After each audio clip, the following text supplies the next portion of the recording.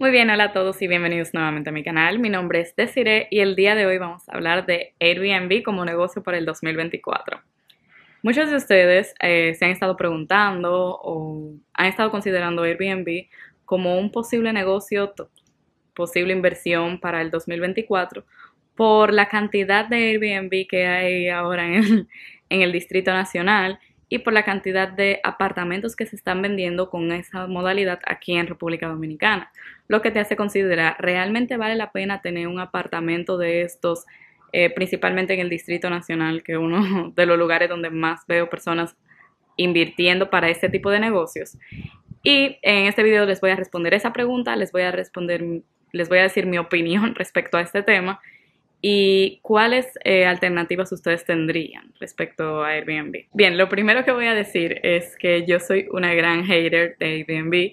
Mi opinión va a estar totalmente en contra, probablemente el video completo. Y si ustedes tienen una opinión diferente, si ustedes tienen una experiencia diferente, eso está bien. Pónganmelo en los comentarios y podemos incluso debatirlo en algún otro video. Pero la experiencia que yo he tenido en Airbnb, tanto como cliente, como yo no he invertido directamente en Airbnb, pero he tenido personas cercanas que han trabajado en este negocio. Y la experiencia que he tenido desde cliente y viendo a mis amigos del lado de negocio es totalmente negativa en muchos aspectos. Y les voy a explicar por qué. Lo primero por lo que yo considero que Airbnb no es una buena alternativa de negocio para el 2024 es por la sobrepoblación de Airbnb que ya existen y que vendrán en este próximo año. Yo no sé si ustedes saben, pero hay muchos proyectos de real estate agents que se han vendido con la promesa de que puede ser una muy buena inversión para Airbnb.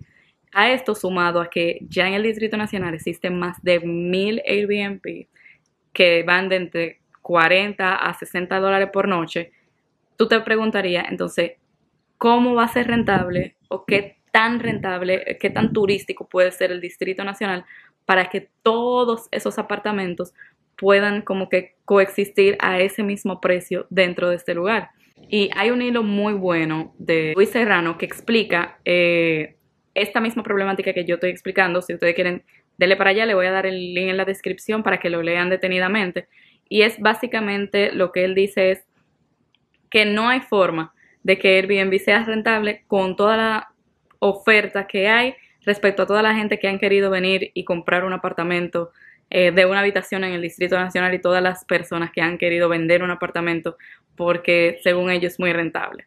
Entonces, a nivel económico, no todo es tan lindo como parece, porque como muchas personas lo ven, yo rento mi apartamento en 60 dólares, 70 dólares, 90 dólares, y eso me dejaría muchísimo más que un alquiler normal. Teniendo en cuenta que los apartamentos de una habitación mayormente se rentan entre 600 y 800 dólares, que tú tengas la posibilidad de rentarlo con renta corta, no tener que lidiar con inquilinos y que al final tú puedas obtener 1500 dólares, suena bonito en papel o con cualquier persona te lo diga, pero la realidad no es así. Tú no puedes entrar a un negocio y contar con que va a ser 100% positivo siempre. Incluso un 70% de ocupación no es una buena idea de tú, por ejemplo, tirar los numeritos. Normalmente en rentas tipo así cortas, las proyecciones se hacen con un 10, un 20%, incluso con un 5% de ocupación.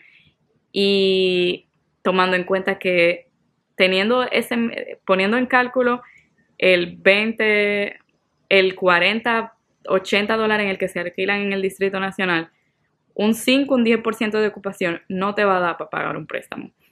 Entonces, si tú te das cuenta, tú poniendo incluso el mínimo que se requiere para empezar un negocio de Airbnb, no va a ser rentable a menos que tú lo ocupes un 90%, que es algo demasiado irrealista, tomando en cuenta que los Airbnb del Distrito Nacional, la mayoría, creo que es un 60%, se rentan por menos de 7 días. Entonces, voy a poner este cálculo en pantalla que va a explicar más o menos cuánto sería que tú tendrías que gastar como mínimo para tú entonces tener un apartamento y poder rentarlo en Airbnb, sin contar amueblarlo y los gastos de mantenerlo y eso. Entonces sería un apartamento, por ejemplo, de una habitación, que vendría siendo $150,000 en promedio. El mínimo de tasas de República Dominicana en la que tú puedes obtener para tener un préstamo de un apartamento de alto costo, porque ya después de $100,000 es de alto costo, mínimo, si tú tienes suerte y conseguiste una muy buena tasa, sería un 9%.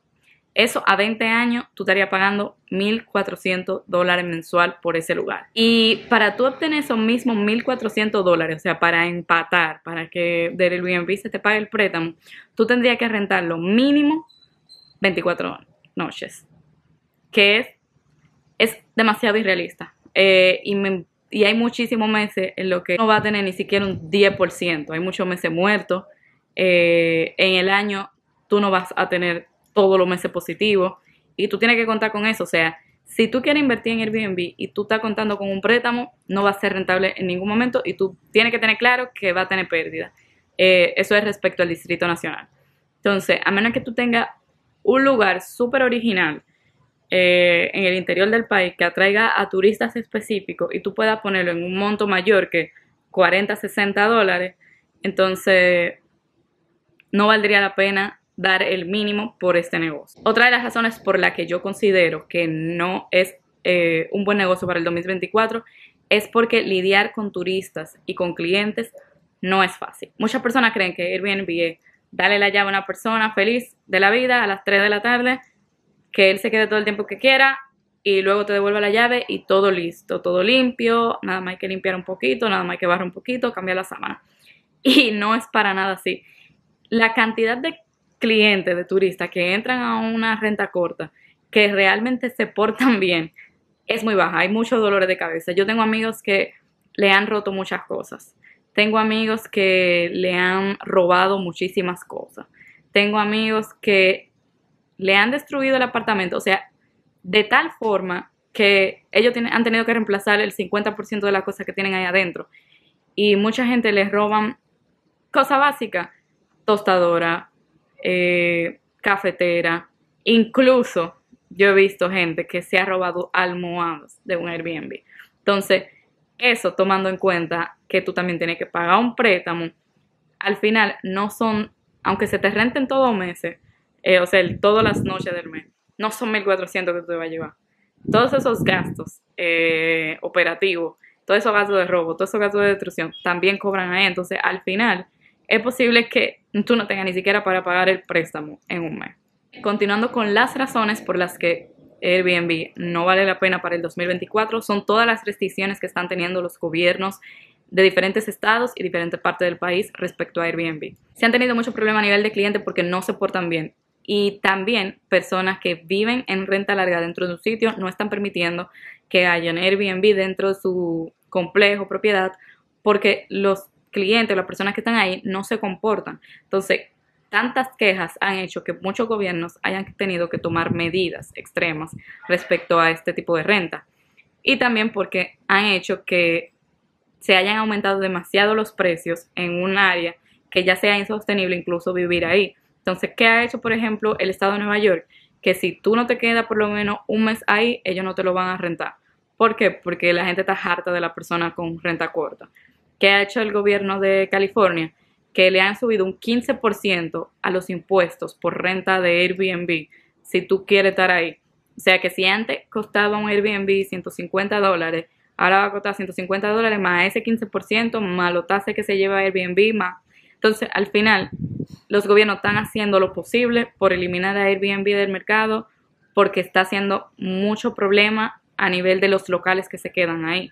Entonces, incluso en República Dominicana, David Collado dijo una vez que él iba a tomar cartas con respecto a Airbnb, como que iba a tratar de poner un impuesto a las personas que rentan. Entonces, tú puedes ahora mismo entrar y no vas a tener ese problema, pero eventualmente tú vas a tener que lidiar con personas que no quieren Airbnb en su lugar y que van a hacer todo lo posible porque tú no lo tengas. Entonces eso es algo que tomar en cuenta antes de tú hacer una inversión tan grande para tal vez no recibir la rentabilidad que tú quieres. Entonces, uno de los problemas también respecto a clientes desastrosos de Airbnb es que Airbnb siempre le va a dar prioridad al usuario. ¿Por qué? Porque ellos se enfocan en un servicio al cliente para que las personas sigan utilizando su plataforma. Entonces, si alguien tiene algún problema contigo, si alguien te dice, yo no quiero quedarme una noche más o quiero quedarme un día más, quien le va a caer el problema principalmente va a ser al dueño del hogar, porque Airbnb se cuida mucho con este tipo de cosas. O sea, a Airbnb no le molesta quítate y eliminate y bloqueate de su plataforma si eso significa que una persona va a estar feliz y que no va a estar teniendo problemas y queriendo utilizar la aplicación. Y ellos tienen 1000 otros usuarios que tienen hogares, que tienen mayores reviews que tú. Entonces, tú posicionarte en un lugar, en la plataforma, es complicado. Y encima de eso, entonces va a tener que tratar de ser lo más polite posible, incluso si ellos no tienen la razón, para tú poder mantener los reviews positivos. Y que muchas veces los clientes no tienen la razón. Hubo una persona una vez que hizo un review malísimo de un lugar y el Airbnb, o sea, el dueño del Airbnb tuvo que poner en el comentario, mira, él quería una noche extra gratis y yo no podía dársela porque venían otras personas.